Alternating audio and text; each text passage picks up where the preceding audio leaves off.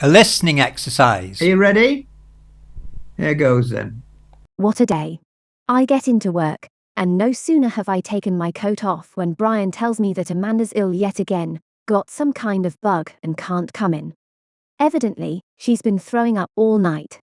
So, as her assistant, I have to do her presentation at the project meeting, he says.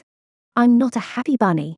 I have to call off a meeting with a client that I'm supposed to be having in the afternoon. She's not best pleased, because it's the second time I've called it off. Anyway, then I look for any notes Amanda's made for her presentation. I can't find any. Phone her up. She sounds like she's at death's door and tells me she hasn't prepared any notes. She was going to do it this morning. So, I spend the frantic morning trying to put something together without a clue of what I'm supposed to be doing.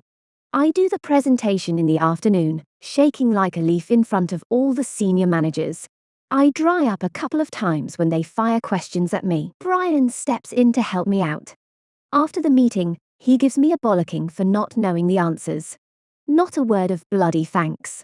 I burst into tears, telling him I've had enough and where he can shove his bloody job and walk out. He's just phoned me up, groveling an apology, asking me not to leave. I say I'll sleep on.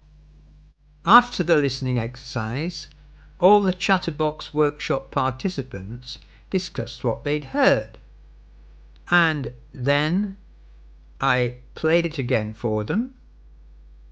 And after that, I sent out the script so that we could discuss all the idioms which were used. Idioms, phrasal verbs, expressions, and collocations.